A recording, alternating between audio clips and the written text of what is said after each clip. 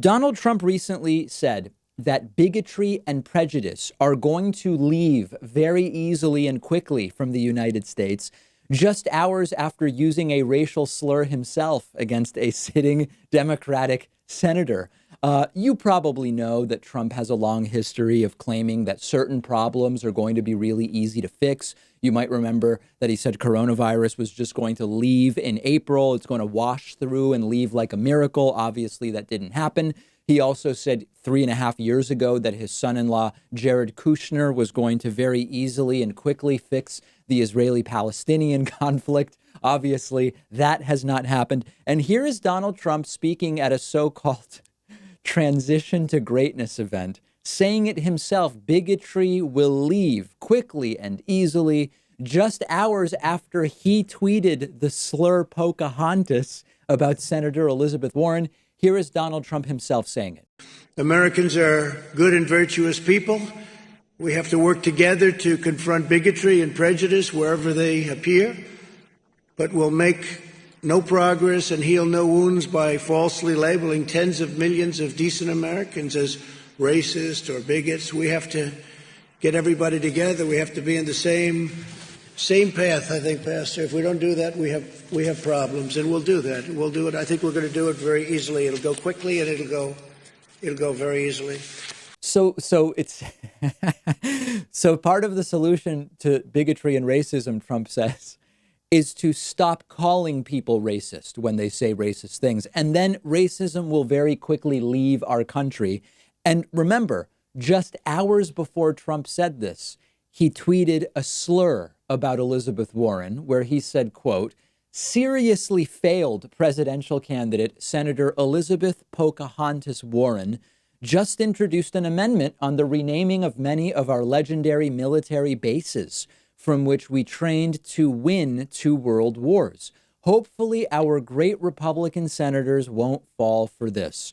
Also relevant to racism and bigotry is that Donald Trump was attacking Elizabeth Warren because she introduced an amendment looking to rename American military bases that were named after pro-slavery Confederate generals. Remember, the Confederacy was fighting to preserve states' rights for legal slavery during the American Civil War. This is the same Donald Trump who told 4 American congresswomen of color to go back to their countries. This is the same Trump who referred to African countries as you know what. Obviously, Donald Trump, as we know, is in way over his head and himself is a heavily bigoted individual. But I want to put you in his shoes for a moment, as gross as that might feel.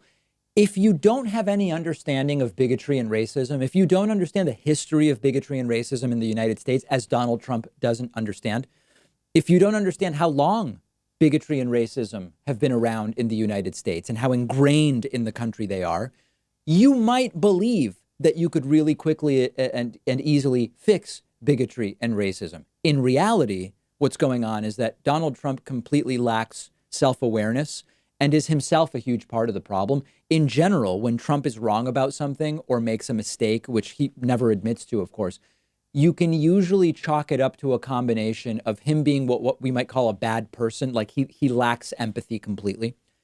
You can chalk it up to him being ignorant. Some would call it stupid, but that's a bit of a pejorative. Ignorant maybe is better. And or that he's delusional. In other words, he lives in a fantasy world that includes delusions of grandeur, etc. In this case, Trump saying bigotry will leave quickly and easily, it's a lack of empathy for the problems with bigotry in our country, combined with ignorance about the history of bigotry and racism in the United States, with the addition of the delusion he holds that he can fix any problem. It's sort of like the perfect trifecta. Now, one last thing. I know that some of you lovely right-wingers are going to write to me or leave a comment on YouTube or tweet me, and you're going to say, David, Pocahontas isn't a slur. It was somebody's name. Skip it. Skip. I'm not going to respond to you. I'll tell you right now. Donald Trump is using it as a slur here to sarcastically refer to what in her family was an oral history of Native American ancestry. This is sort of like if you sarcastically or pejoratively refer to a Jewish person as Shlomo when Shlomo is not their name, you would have these same right-wingers going, David, Shlomo's just short for Solomon. It's just a name. How is it a slur? The context matters, and the context can make it a slur. So please, guys, right-wingers, and it is mostly guys, not women, don't even bother writing to me about it, okay? In the context Trump used it, it was a slur. If you love feeding your intellectual curiosity, but you're always struggling to find the time, check out one of my all-time favorite apps called Blinkist. Blinkist lets you consume an entire book on your way home from work. They take thousands of popular nonfiction books, condense each one into text or audio that you can get through in just 15 minutes, and you get all of the important core ideas and information from that book. It's perfect if you don't have enough time to do all the reading you want to do, or if you just want to sample a book before you buy the entire thing. I recently read A Brief History of Time, of course, by the great Stephen Hawking. This is a book that I have been aware of for so long, and other things got in the way, and it was fantastic to check it out on Blinkist. Blinkist has books on politics, philosophy, science. They have 27 different nonfiction categories, and a subscription is only about $8 a month, and you get the entire library. But you can try it totally free and get 25% off a subscription when you go to Blinkist.com/Pakman. I've put the link right underneath this video.